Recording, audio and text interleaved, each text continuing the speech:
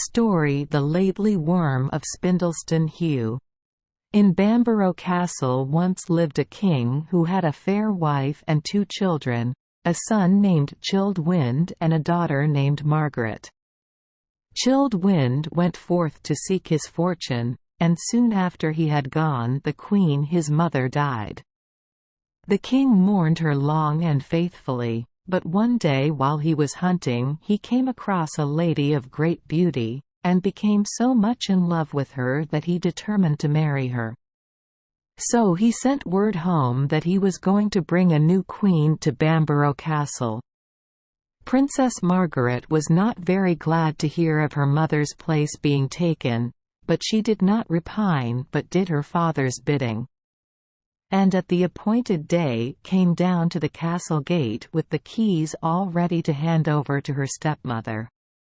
Soon the procession drew near, and the new queen came towards Princess Margaret, who bowed low and handed her the keys of the castle. She stood there with blushing cheeks and eye on ground, and said, "Oh, welcome, father dear, to your halls and bowers, and welcome to you my new mother, for all that's here is yours," and again she offered the keys. One of the king's knights who had escorted the new queen, cried out in admiration, "Surely this northern princess is the loveliest of her kind." At that the new queen flushed up and cried out, "At least your courtesy might have accepted me," and then she muttered below her breath, "I'll soon put an end to her beauty."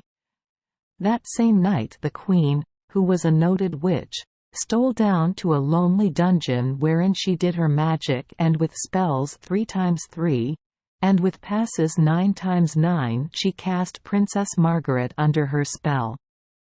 And this was her spell: "I weird ye to be a laidly worm, and borrowed shall ye never be, until Chilled Wind, the king's own son, come to the Heugh and thrice kiss thee. Until the world comes to an end, borrowed shall ye never be." So Lady Margaret went to bed a beauteous maiden, and rose up a laidly worm. And when her maidens came in to dress her in the morning, they found coiled up on the bed a dreadful dragon, which uncoiled itself and came towards them. But they ran away shrieking, and the laidly worm crawled and crept, and crept and crawled till it reached the heugh or rock of the Spindlestone, round which it coiled itself, and lay there basking with its terrible snout in the air. Soon the country round about had reason to know of the laidly worm of Spindleston Heugh.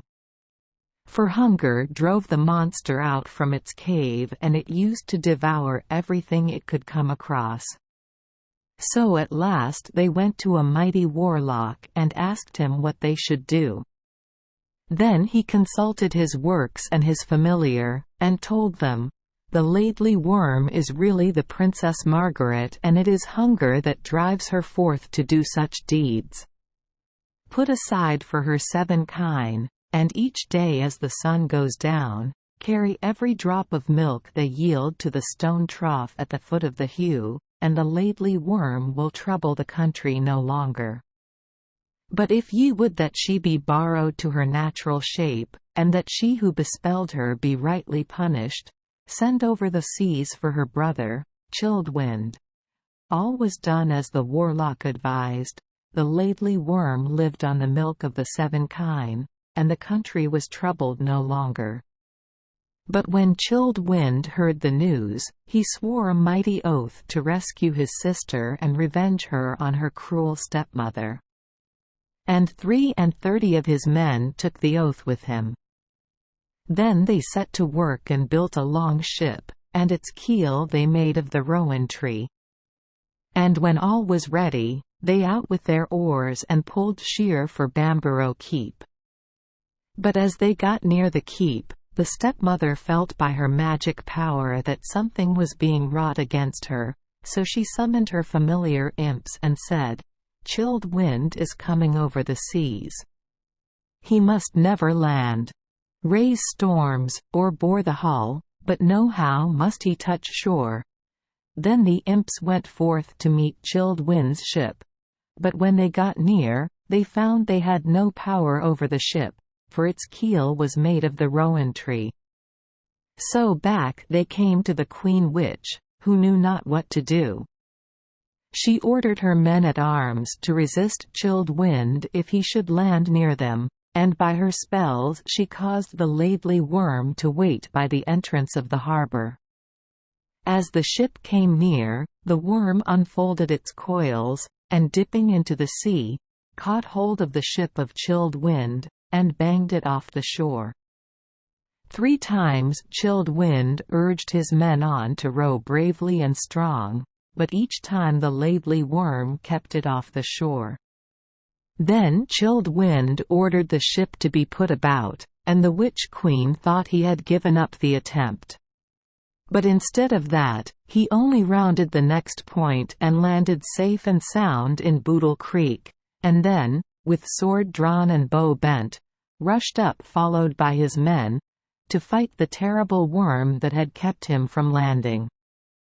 But the moment Chilled Wind had landed, the Witch Queen's power over the Laidly Worm had gone, and she went back to her bower all alone, not an imp, nor a man-at-arms to help her, for she knew her hour was come. So when Chilled Wind came rushing up to the Laidly Worm, it made no attempt to stop him or hurt him, but just as he was going to raise his sword to slay it, the voice of his own sister Margaret came from its jaws saying, "Oh, quit your sword, unbend your bow, and give me kisses 3. For though I am a poisonous worm, no harm I'll do to thee." Chilled Wind stayed his hand, but he did not know what to think if some witchery were not in it. Then said the Laidly Worm again, "Oh, quit your sword, unbend your bow, and give me kisses 3.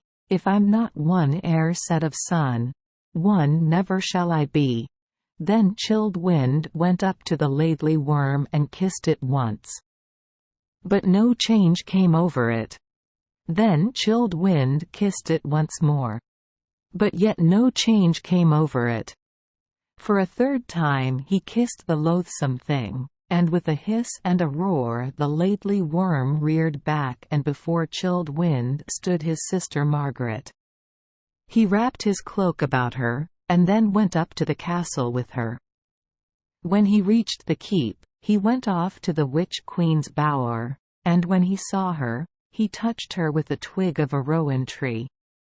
No sooner had he touched her than she shriveled up, till she became a huge ugly toad, with bold staring eyes and a horrible hiss. She croaked and she hissed, and then hopped away down the castle steps, and Chilled Wind took his father's place as king, and they all lived happy afterwards.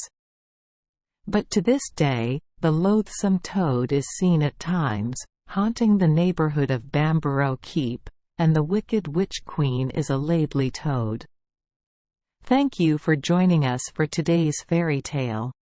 We hope these stories bring joy and meaning to your day.